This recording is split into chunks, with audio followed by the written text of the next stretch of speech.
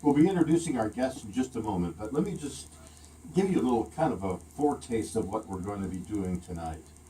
This week on Engaging Truth, which is here, Mose and Kathy Dunning will be introducing a thing called Rare Community in a Houston event being held at Christ King Lutheran Church on January 21st of this year.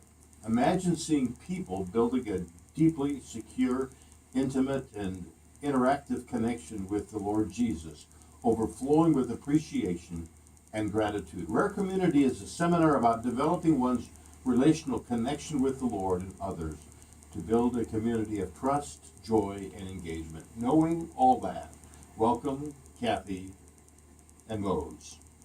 Thank you. Thank you. It's great to be here. Okay, this is going to be a fun time of 23.5 minutes, and John and I will throw things at you, and you move straight ahead. Tell us, what is it that you would like to see this rare conference accomplish, just in this couple words? Well, we'd really love to see people come and learn about building the kind of communities that we've all longed for. We're designed to be relational. God's built us that way, and it's slipped away from us over time. And this is a great opportunity to build that community you described in your introduction, where it's engaging, it's truthful, it's open, it's intimate, and thriving. I think when people watch a TV show like Leave It to Beaver, they realize that we've lost a lot in our culture, but that's not exactly what you're talking about regaining. Describe for us, help us to have a picture of what this joy means. Does it mean that we are in some way broken, or is it something that everybody needs? Well, first of all, I think it's something that everyone needs. Most of us, if we're honest with ourselves, have some broken places that need work as well. So this isn't exactly Ward and June Cleaver that we're talking about here, but what we're talking about is that community where the weak and the strong can be together. It can be multi-generational. It's the kind of thing that we've lost over time, is we've lost relational skills. And so part of what we do in Rare Community is we learn about relational skills and how to really remain relational, and we really try to be ourselves, our true selves, and that's living from the heart that Jesus gave us. It's learning how to return to joy, and we know that things don't always go well. The quicker we can return to joy, the more capacity that we have to love others. And then finally, how well do we endure hardship? And so we really want to be able to develop the skills to endure hardship. And we know the example that we see in our Savior is he endured the cross for us for the joy that was set before him. So we want to build that kind of community that people can be a part of and thrive.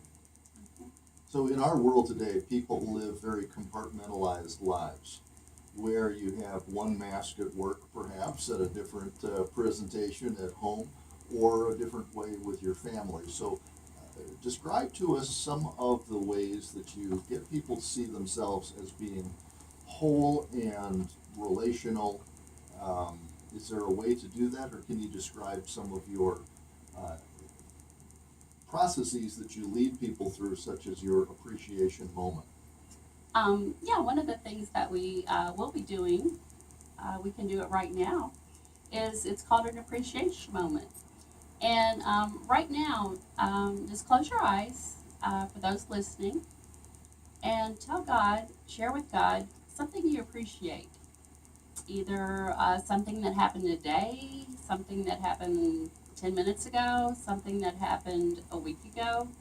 Just share with God something that you're thankful for or you appreciate. Just take a moment to do that. And as people do that, Mm-hmm. what sort of experience might they have? An idea or a feeling? An idea, a feeling, but one of the things you can do right now after you've told God what you appreciate is listen. What's God sharing with you right now? In my moment today, coming up here, we passed our adult kids on 290. They were going back to Waco, and we were coming back down to Houston. And I just had a moment there, and I said, God, thank you. And thank you for letting us just see them in the midst of all that's going on. And what God shared with me is, you're welcome. And I felt like he was smiling at me, and he said, Kathy, I know how important family is to you. And it's just, what's great about an appreciation moment is if you ever feel distant from God or just disconnected, it's a really quick way to bring you back to that relationship. So you have to quiet yourself. You have to, you said close your eyes, not when driving, but you Right, close right. your eyes. And you ask God, or you talk to God, and you tell Him what you're thankful for. And so that is obviously disconnecting from all the distractions of Right, the world and exactly. the duties and the things that you're doing. And you simply let God speak to you in that moment. And you never know what he's going to share with you. It could be a word. It just could be you could just see a sense, a feeling, all those things. I mean, I'm not going to limit God in how he's going to share back with people. Right. So in this realm of Christian prayer and meditation and just quieting ourselves, that is something that is often very much missing from America today. And regaining that is one step towards what you're saying, getting ourselves right to be right in community. Right. And without getting way off in the woods in a lot of things, that is quieting yourself, soothing yourself is one of the 19 relational skills that Life Model Works has. But that's a whole new ball game out there. Okay.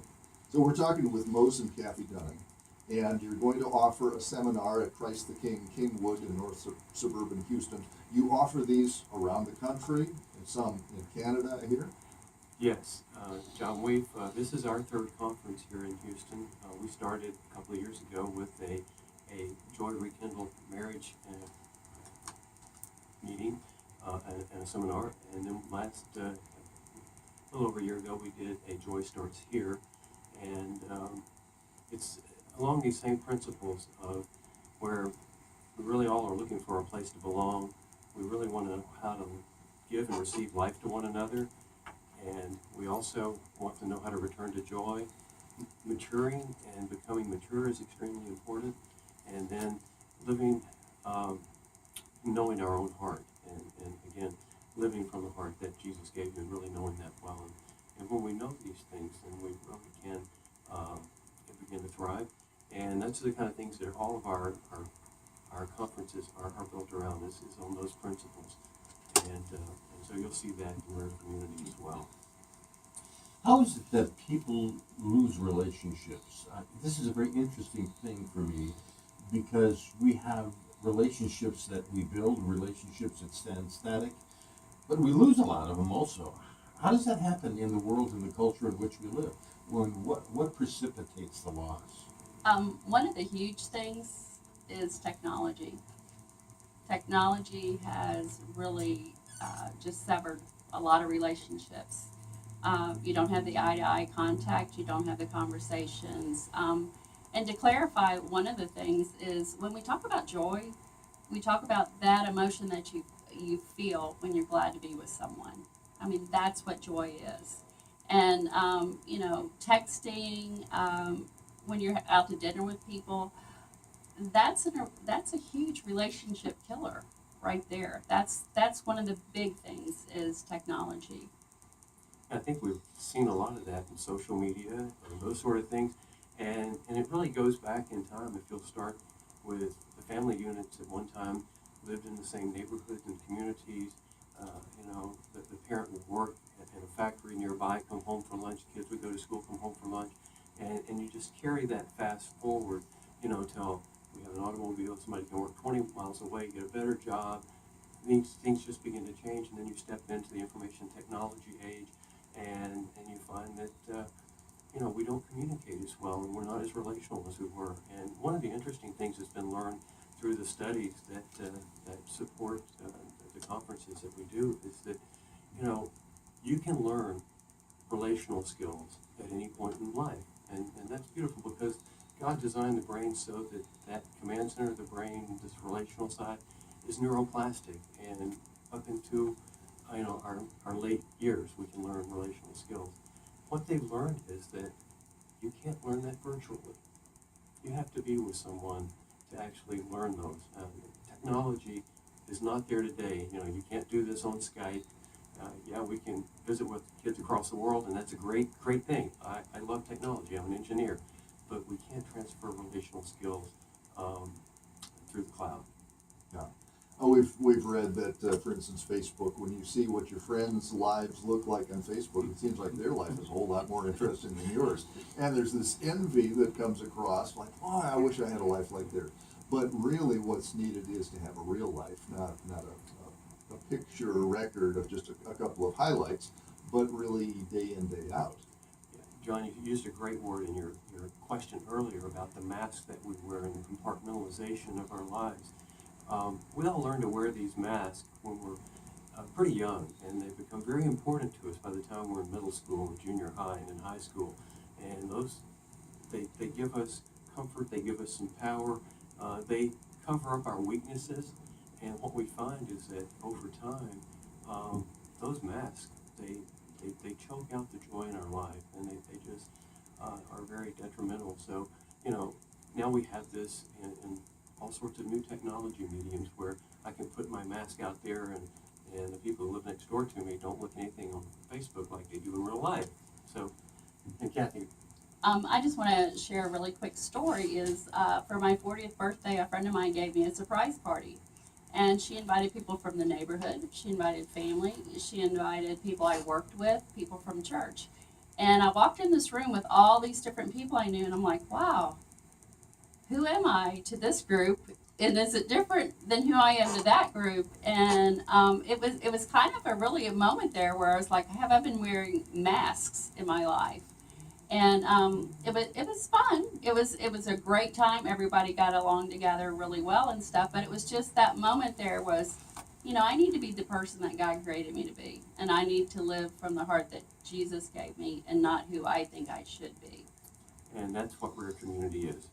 So your Rare Community event, which will be held January 21st in Houston, or at North Houston at Christ the King in Kingwood, is going to be one of those opportunities, and you're going to have several. You do this year-round in different places around the country, but it's going to be an opportunity to help people grow in their self-identity and their skills. Is that what you would say? Yeah, I would say their true identity. Yeah. You know, we like to use the term true identity, meaning that it's the one that God has given us, and the more that we can draw that out of ourselves through our relationship with Him, the more satisfying our, if you will, that's a vertical relationship with God, then our horizontal relationships with other persons change. And so that's exciting. That's part of really what we want to get out of this, is for people to really begin to know themselves and to learn some skills, these things about returning to joy and how to remain relational and keep our relationships circuits on. So who is your target audience? Is there a certain segment of the population, or maybe a way to answer this is, who would be benefited by this? The Rare Community is based on the book Rare Leadership.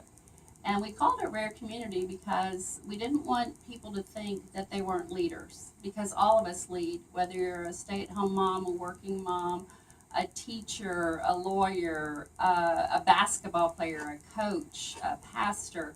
We all have our spheres of influence that we lead. And the book Rare Leadership, written by Marcus Warner and Dr. Jim Wilder, came out about a year ago. And that's what a lot of the material that you will see and hear at Rare Leadership be based on. Yeah, and I don't think we have necessarily a target audience, but I think that it can apply to anyone who is in an influencing position with others. And so we've led a couple of classes, the Joy Start Here class that we had about 2 years ago now. And we had an age group from 19 to 66, and it turned out to be a wonderful group. This multi-generational aspect was tremendous, and people came from various walks of life, and we found that this diversity made the group very good and very strong. So off the air, we were talking about how this openness and finding your joy and finding your strength, it's going to be a way to help you in not only your faith life, but also in probably your marriage and your family relations and your job relations and your neighborhood relations. So, are there any stories along those lines of development of people, or people having an aha moment that really changed the course of their life? One of the stories I always like to tell, and I really hope she's listening because it's an awesome story. It was one of the ladies in one of our groups told us that she never had experienced joy before in her life, and she really didn't know what it was. And as we went through Joy Starts Here and some of the Life Model Works material, relationships started changing in her lives. And one of them that she had with her estranged daughter just started to blossom. And this lady turned 80 last year, and she went out skydiving. And she just, I mean, to watch the spring in her step now is just amazing. And when we asked her for 3 words to describe, the difference in her life and what God was telling her, she goes, "This is huge, huge, and huge."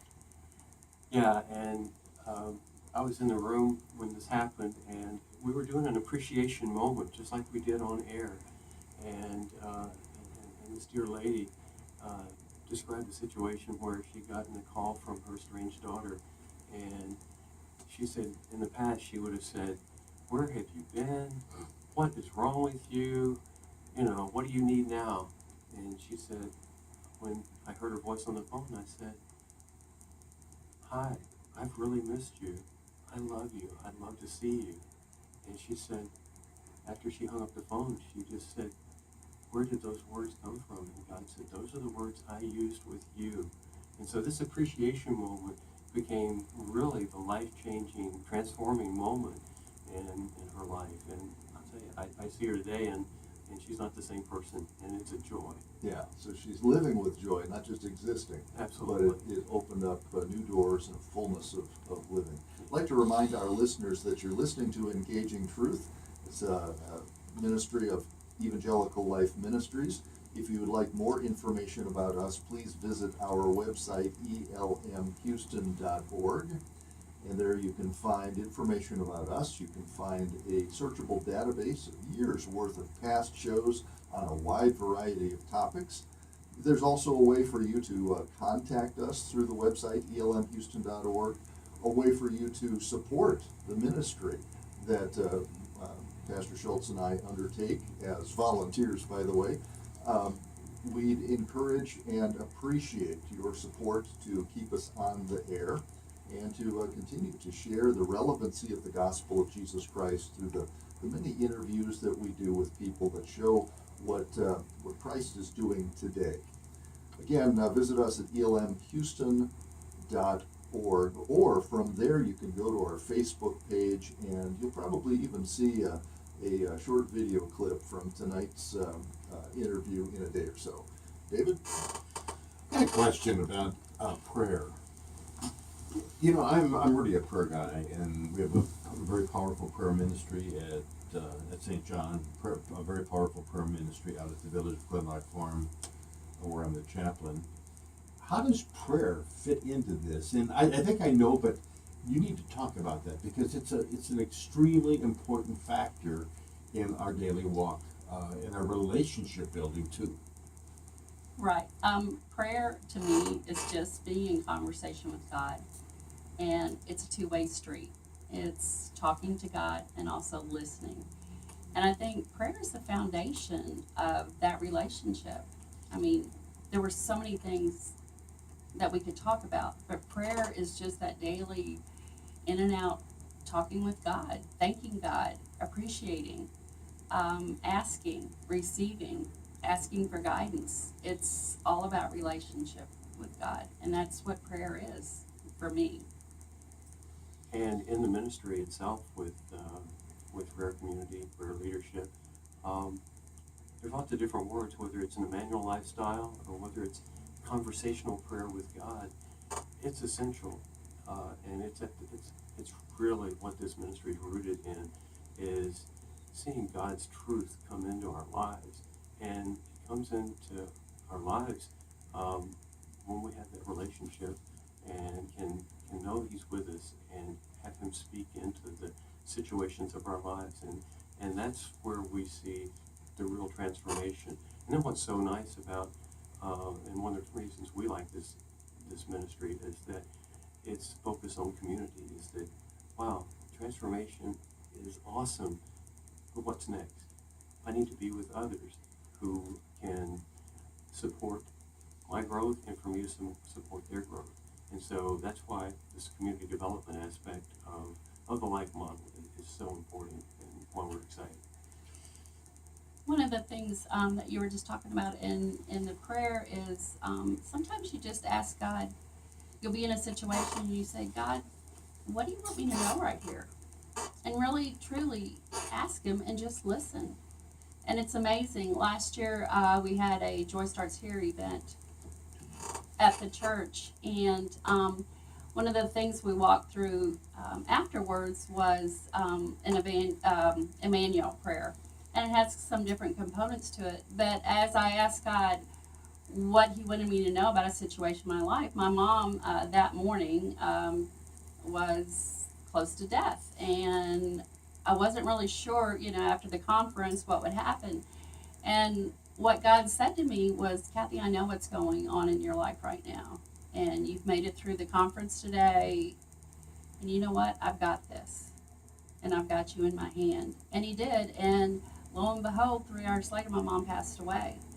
But it was so amazing to hear those words right there, 3 hours earlier when God said, I've got this. Don't worry about it. Because I was thinking, okay, the conference is ending now. What am I going to do? How much longer is she going to live? And it's amazing. Well, a lot of times we do feel like we're orphaned or we're castaways and we're all alone, but practicing that awareness of God's presence and asking Him for His contact is a huge step in realizing that we are never alone. God loves you so much that He sent His Son to make sure He'd be with you in relationship forever. Quickly, tell us how our people can contact you or find out more. You can go to the website, lifemodelworks.org/Houston. That you can register there. And once again, lifemodelworks.org/Houston or joystartshere.com/Houston. Either of those places you can register for the event on Saturday. It starts at 9 and ends at 5 o'clock. And you can find more resources at those websites for the Life Model, the Rare Community, and the other events that are done in this ministry. Great. Thank you for joining us tonight on Engaging Truth. May God walk with you wherever you go. Thank you.